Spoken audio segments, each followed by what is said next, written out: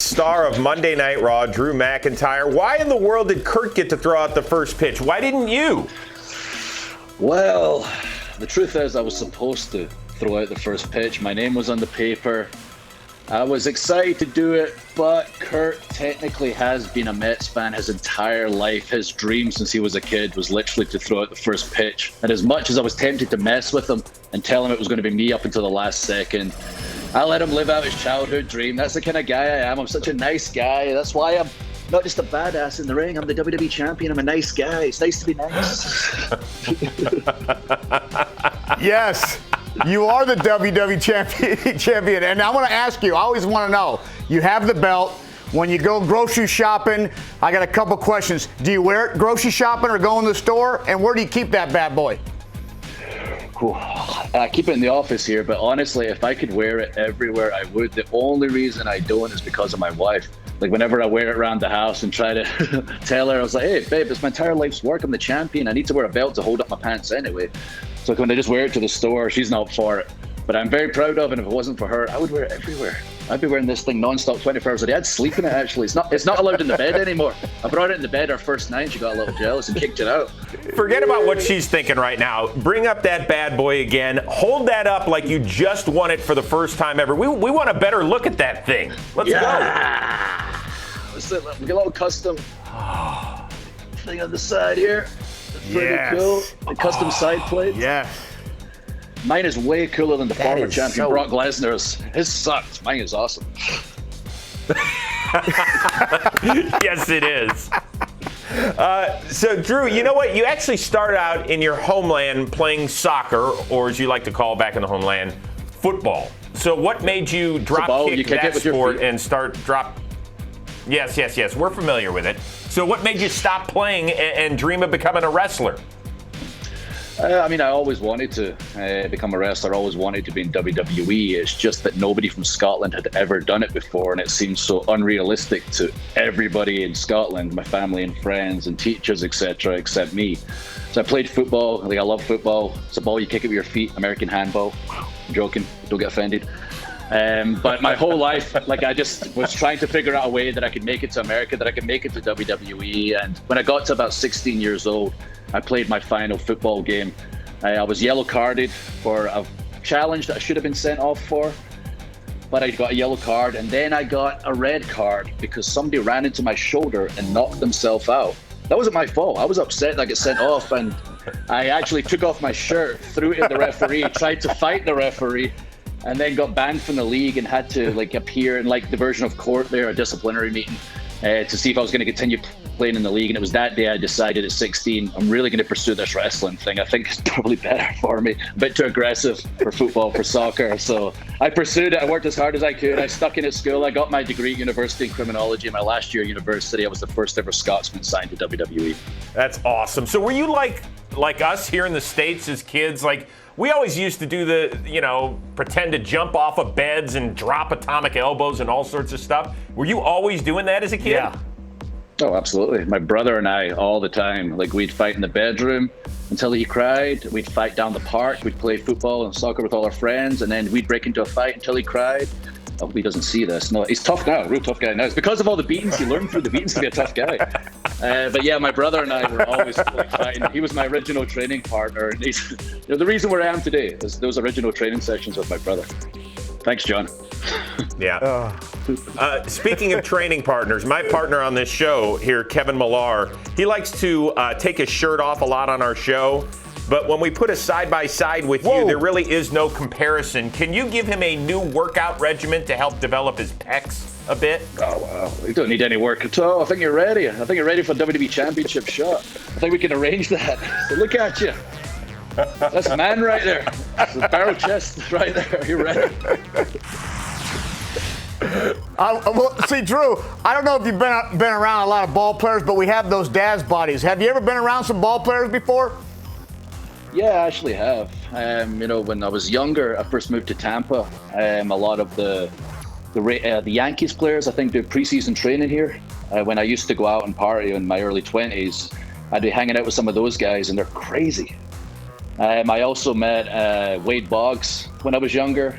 He was good friends with a wrestler called Mr. Perfect, Kurt Hennig. his son, Joe Hennig, was training in Tampa with me, and we got to hang out a bit, wait a bit. Some great stories.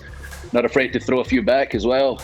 Great guy, some great times. And I also spent some times with, again, some Yankee players on I was on John Daly, the golfer's bus, one time his tour bus, and we had a few Yankees players in there. Just great guys. I was aware they played baseball, but it wasn't until they left the bus, John informed me. It was like, they're really high-level players. The one guy beside you, he throws the ball really good, pitches really good. He makes about $30 million a year. And just looked like your average Joe at the bar, and I was like, man, good for him. He's a cool guy. He doesn't necessarily look like an athlete, but he's clearly a high-level athlete who's making that much. That's right. We have those dad bodies. But your nickname is the Cat Father. Who gave you that nickname, and which cat's going to take over the family? Oh, wow. Yeah, I like the Cat Father nickname over my other nicknames of the Scottish Psychopath. But also the Sexy Scotsman I like, but I do have 3 cats. And yes, I'm known as the Cat Father. That one there is called Chaz. He weighs about 20 pounds. He runs this house. My wife lets it happen. And what he says goes. Look at that fish right there. He's a badass. He just beats me up sometimes. He'll come up to me, look me in the face, and smack me in the head. Did you say that cat weighs 20 pounds? Isn't that kind of heavy for a cat? Yeah. Very heavy for a cat. Wow, what convenient timing. Get over here, buddy. Oh, it's my 20. Yes. This guy could be fighting for the title. Love it. He's a champion of the house. Holy. All right, nice. Well, one of our big cats here at the network is a guy named Sean Casey. He was a very good baseball player. I want to let you know. But he is a huge wrestling fan. So he has an idea for you Sunday night when you step into the ring and put your belt on the line. I want you to give a listen and then react to this. Drew McIntyre, what's up, man? Sean Casey here, out on the lovely water. Hey, first off, you'd be great out here on the water. Congratulations, because you're Jack Diesel, and you're the exact opposite of the host, Kevin Millar, who's the exact opposite body that you got. So first off, that's a big thing. I know you're going against Dolph Ziggler, Extreme Rules, Sunday night. I can't wait to watch it, man. Tell you what, I know it's a stipulation match that Dolph Ziggler's picking. I got a couple stipulations for you. How about stipulation 1, bagpipe death match? That'd kind of be a good one. We're about the hair versus hair. You both have great locks and some nice flow. Hair versus hair match. Good luck Sunday, brother. Bring home the belt. That's some great ideas. Wow. He knows his stuff. He knows the product. That's pretty cool. A bagpipe death match or hair versus hair? How about, Dolph's picking the stipulation. Maybe we have a bagpipe death match and also the loser loses their hair. Again, it's up to Dolph, but I know how much he values his hair, and the stipulation is going to be the moneymaker for this match. I'm excited about it. There's a couple other matches I'm really excited about. I don't know if you've all seen the card so far. It's exciting that we've got our match for the World Championship. That's great. He's picking the stipulation. I'm going to beat him up anyway and win. Don't worry about that. We've also got Bray Wyatt and Braun Strowman, a couple of monsters. They're going to have a fun match, but we have a match on this show. I don't have to sell it really hard. This is all I have to say. It's Rey Mysterio versus Seth Rollins, and the winner is the man that pulls out one of the other man's eyes. It's an eye for an eye match, and they literally said the loser will have an eye removed. So if you were tempted to watch WWE for the first time, I strongly suggest watching this Sunday Extreme Rules, because a man's going to lose an eye. It's going to be great. All right, that sounds great. Yeah, I'm glad I'm not fighting that one, but we got some rapid fire questions I want to get to you, Drew. Are you ready? Oh, I think so. All right, here we go. Which baseball player would you like to see in the ring? Josh Reddick. He knows the product so well. Such a big fan. Oh, nice. Yes. Great answer. All right, you wear tighties for your matches, but outside the ring, is it boxers or briefs? Nothing. Scottish. Oh. Yes!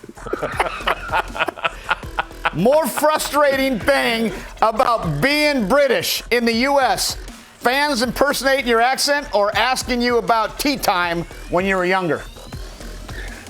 Tea time's more of an English thing, but I guess the most frustrating thing is everybody's Scottish and everybody's Irish in America, apparently. Like, wherever I go, I'm Scottish, and there'd be no Americans. If the amount of people that told me they were Scottish were actually Scottish, there'd be no actual Americans. But it's pretty cool. They're proud of their heritage. Last one. Before today, have you ever heard of our show, Intentional Talk? Oh, of course. I heard about it 2 days ago. And I was told about their friends. I want to joke. I'm enjoying the banter. I didn't start checking it out. Like, seriously, I've went to a few baseball games. I've been to a couple of Rays games. I was in the Yankees game in the front row. I was obviously at the Mets game. And I really enjoyed myself. Our schedule is so go, go, go. 52 weeks a year, 4 days a week, 2-week tours. I've never had any time at home. I'm looking for the positives and the negatives during this pandemic, and I actually have time right now. And I hear the baseball season starting up next week, so I'm actually going to be watching and paying attention for the first time. So I'm pretty excited about that while I have the downtime. I always enjoyed it live. Very good. Hey, and I met Mr. and Mrs. Drew, Met as well. That was pretty exciting. Oh, Mrs. Met. Yes. Oh, they were so, good one. They were so nice to me. Excellent call on that. We gave marriage advice to each other. Don't forget to. I'm sure. Don't forget WWE Extreme Rules Sunday. That's this Sunday, July 19th, streaming live on the WWE Network. You're facing off against Dolph Ziggler for the WWE Championship. Drew McIntyre, thanks for hanging out. Hang on to that belt this weekend. Yeah. Well, guys, and thank you Good for having you, me. bud. Seriously, this was fun. I want to come back in the future, and I'm going to amaze you with my baseball knowledge in the future.